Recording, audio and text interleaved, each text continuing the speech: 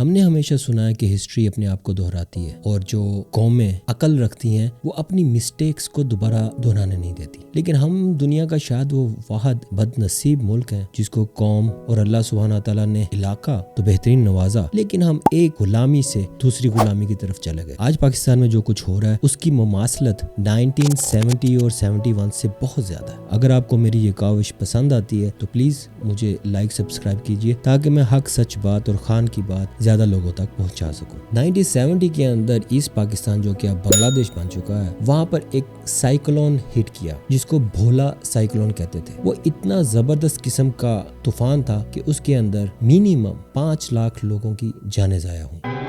Pakistan President Yahya Khan has rejected the criticism that West Pakistan didn't do enough soon enough. Aid has been pouring in from all over the world, but there are still many places where none has yet arrived. Survivors were lighting bonfires to signal their desperate needs. Hundreds of thousands are known to be dead or missing. That those who survived should be starving is nothing short of scandalous. East Pakistan جہاں پر پہلے ہی بہت ساری محرومیوں نے اپنا گھر بنا لیا تھا، وہاں پر اب یہ بہت بڑا واقعہ تھا، اور ویسٹ پاکستان کی اس وقت کی اسٹیبلشمنٹ، اس وقت کا مارشاء اللہ۔ I have left this decision to the Chief Election Commissioner, who is a completely independent body. لہٰذا اس سائیکلون کے بعد ایسٹ پاکستان میں جذبات پوری طرح متاثر ہوئے۔ اب یہی چیز آپ رجیم چینج کے بعد لے جائیے۔ رجیم چینج کے بعد جو اکانومی پہلے خان صاحب نے بڑی مشکل سے سنبھالی، 2018 میں جو ڈیفالٹ کے قریب اکانومی خان صاحب کو ملی تھی، اس نے اپنی بڑی محنت سے، بہت کوششوں سے اس نے اکانومی کو سنبھالا۔ پھر ایک رجیم چینج کے بعد اس خان صاحب کو اتار دیا گیا۔ رجیم چینج کے بعد جو حالت پاکستان کی اکانومی کی گئی اس حد تک خطرناک ہے کہ اتنی ہی مہنگائی سری لنکا میں بھی ہوئی تھی، اور سری لنکا کی قوم سڑکوں پر نکل آئی، اور یہ بھی اب ایک ماڈرن ہسٹری کا حصہ ہے۔ اب اسی چیز کو آپ 1970 کے ساتھ ملا سکتے ہیں کہ وہاں پر طوفان آیا، طوفان نے اتنے سارے لوگوں کو کی جانیں لے لی۔ پاکستان میں بھی طوفان آیا، وہاں پر بلاول اور یہ سارے پی ڈی ایم کی گورنمنٹ نے بہت سارے وعدے کیے، جو لوگ ابھی بھی جھونپڑیوں میں رہ رہے ہیں، خود کی بنائی ہوئی جھونپڑی۔ یورپی یونین سے $10 بلین کی بھیک کا کہہ کر بلاول بہت ترم خان بن رہا تھا، اور کمپنی نے اس کو بڑا اچھالا کہ دیکھیے ہماری لائی ہوئی پی ڈی ایم $10 بلین کی بھیک کامیابی سے لے آئی ہے، جو کہ اصل میں قرضے تھے جس کا اس کے بعد کبھی کسی نے نام نہ لیا۔ پھر 1970 میں الیکشن ہوئے۔ Remaining a president has nothing to do with me. The process of democracy, the government will elect their president. And unless I offer myself for that election, I can't remain a president. And I'm not offering myself to be president. You will not? No, I'm not offering myself president. I have only 2-3 years left of service before I retire. So, in the process, if I happen to be in charge of running this country for a year and a half or 2 years, that perhaps will be an additional satisfaction to me that I have done some service to the nation also in restoring democracy back to them as a soldier. But apart from that, I'm quite clear on the subject. Of course, one can't tell from time to time, as I was saying the other day in the press conference, that if God forbid my second phase of the plan, which is making of the constitution, I'll do my damnedest to bring it about. If it doesn't come about, martial law will have to continue.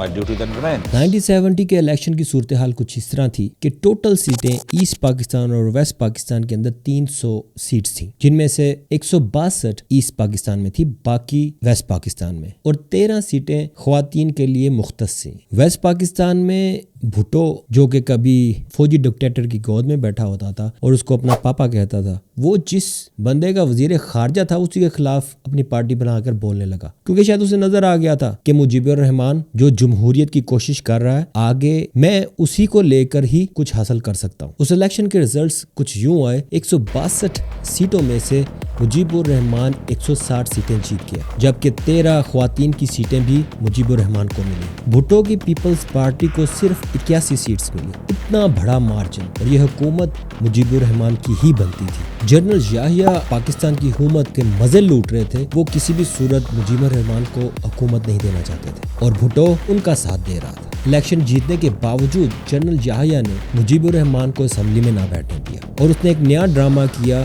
Bengal سے ہی ایک اپنے چنے ہوئے بندے کو لا کر وزیر اعظم بنا دیا۔ جس کا نام نور الامین تھا۔ یہ ڈرامہ دکھایا قوم کو کہ اس کو میں اس لیے لے کے آیا ہوں تاکہ بھٹو اور مجیب الرحمان آپس میں جو ڈفرنسز ہیں اس کو ختم کر لیں، حالانکہ وہاں پر کسی بھی قسم کا کوئی ڈفرنس ہے ہی نہیں تھا۔ اب نور الامین کا ذہن میں رکھتے ہوئے موجودہ حالات پر آتے ہیں۔ عمران خان کو رجیم چینج آپریشن کے بعد پاکستان کی قوم نے جو جبر و ظلم سہا ہے وہ بالکل اس وقت سے ملتا جلتا ہے جو جنرل یحییٰ اور اس کے کرتا دھرتا ٹومیز نے اس پاکستان میں کیا۔ رجیم چینج جب کامیاب ہو رہی تھی، عمران خان نے اسی وقت اپنی اسمبلی ڈیسولو کر دی تاکہ فوری الیکشن ہو، جس کو جسٹس منیر جیسے ججوں کو استعمال کرتے ہوئے نل اینڈ وائڈ کر دیا گیا اور اس کی جگہ پی ڈی ایم کو بٹھا دیا گیا۔ تمام جماعتیں جیسے بھٹو میں تو شاید پھر بھی کوئی نہ کوئی غیرت تھوڑی بہت ہوگی، لیکن میں اس کو بھی پاکستان کے ان لوگوں میں گنتا ہوں جس نے پاکستان کو بہت نقصان پہنچایا۔ آج کے دور میں جتنے بھی لوگ ہیں، فضل الرحمان، نواز شریف، زرداری، اچکزئی،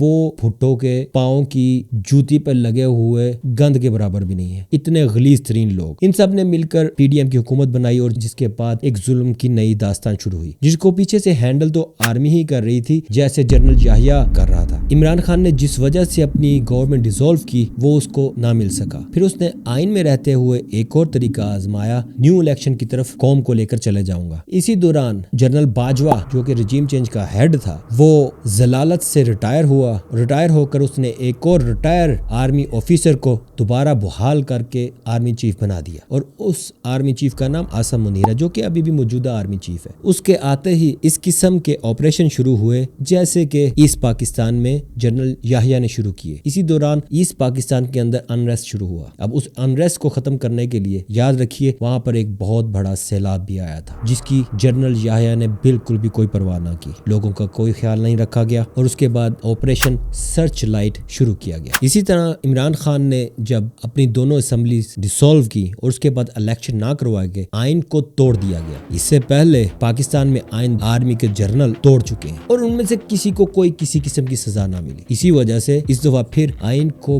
بار بار بے دردی سے توڑا گیا جیسے کوئی کاغذ کی ردی کی کتاب ہو۔ عمران خان نے اپنی سٹرگل جاری رکھی قوم کو جگانے کے لیے کہ ان کے ساتھ کیا ہو رہا ہے، وہ حقیقی طور پر آزاد نہیں ہے۔ ریلیاں نکالنیاں شروع کی اور لوگوں کو بتانا شروع کیا کہ صرف ایک معمولی سے امریکن افسر نے لیٹر بھیجا جس کے اوپر ہماری آرمی لیٹ گئی اور اس کی گورنمنٹ کو چلتا کیا، اور اب بضد ہے کہ الیکشن نہیں ہوں گے۔ الیکشن اس وجہ سے نہیں ہوں گے کیونکہ عمران خان پھر دوبارہ وزیر اعظم بن جائے گا جو کہ کمپنی کو منظور نہیں یا کمپنی کے پالنے والوں کو منظور نہیں۔ عمران خان کے اوپر جان لیوا حملہ ہوا، اللہ سبحانہ تعالیٰ نے اسے بچا لیا، پھر آخر کار اس کے اوپر 200 جھوٹے کیس کر کے عدالت کے اندر سے کمانڈو آپریشن کر کے غیر قانونی طور پر اغوا کیا گیا، جس کے بعد سے آج تک عمران خان جیل میں ہے۔ ادھر ہسٹری میں جب آپریشن سرچ لائٹ شروع کیا گیا وہاں پر بھی لوگوں کی عزتیں، جانیں، مال کچھ بھی محفوظ نہ رہا۔ مجیب الرحمان جو کہ بہت عرصے سے اپنی قوم کے لیے، قومیت کے لیے، ان کے حقوق کے لیے لگا ہوا تھا، اس نے انڈیا سے مدد کا سہارا لیا اور جس کے بعد جو کچھ ہوا وہ ہم سب جانتے ہیں۔ ایسٹ پاکستان بنگلہ دیش بن گیا۔ عمران خان آج کے دور میں اگر وہ چاہتا ایبسولوٹلی ناٹ نہ کہتا یا ایبسولوٹلی ناٹ کہنے کے بعد پھر دوبارہ اپنا موقف چینج کر لیتا تو وہ تو وزیر اعظم رہ سکتا تھا، لیکن خودداری اس کی ایک بیماری ہے۔ وہ خود بہت خوددار ہے اور اپنی قوم کو،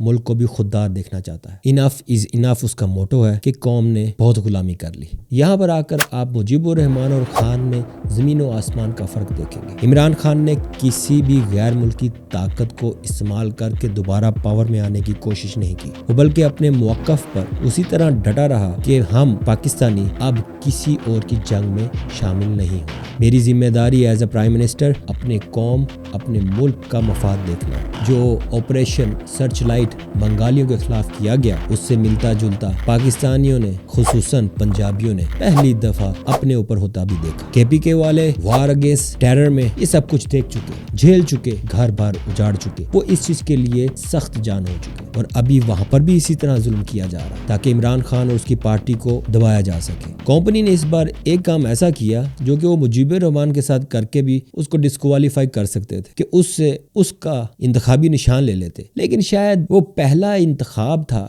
جو پاکستان بننے کے بعد ہو رہا تھا تب تک کمپنی کے پاس اتنا کوئی آئیڈیا ہی نہیں تھا. ان کے لیے آسان یہ تھا کہ سیدھا سیدھا آئین ہی توڑو اور حکومت پر قبضہ کرو. اس بار تمام ملک کی جماعتیں آرمی کی گود میں بیٹھی, بوٹ پالش کیے اور جیسے اسٹیبلشمنٹ کہتی گئی ویسے انہوں نے کیا اور ظلم و جبر کی نئی داستانیں قائم کر دی. گھر بار عورتوں کی عزت کا خیال تک نہ رکھا گیا, 4 دیواریاں پھلانگ لی گئی, عورتوں کو جیلوں میں ڈالا گیا, تشدد کیا گیا, مارا گیا. 9 مئی کا ایک فالس فلیگ آپریشن کیا گیا جس کے اندر 40 سے زیادہ لوگوں کو شہید کیا گیا, سروں پر گولی ماری گئی یہ کہہ کر کہ یہ باغی ہے, یہ غدار ہے, بالکل ویسے ہی جیسے بنگالیوں کو کہا گیا تھا. لیکن پھر یاد رکھیے P T I Imran Khan Mujib ur-Rahman سے زمین و آسمان کا فرق ہے. اس نے تو انڈیا سے مدد لی لیکن عمران خان اپنے ہی ملک میں اپنے ہی لوگوں کو ابھی تک آج تک امن اور سکون سے احتجاج کرنے کی کال دے رہا ہے, اور اس امن کے احتجاج کے اوپر بھی ہزاروں لوگ آج بھی جیلوں میں ہیں. اب جبکہ آئین کو توڑ کر 8 فروری کو الیکشن ہونے والے ہیں اس کے اوپر بھی کمپنی گھبرائی ہوئی ہے, اور ان کا ہر ایکشن یہ بات ثابت کرتا ہے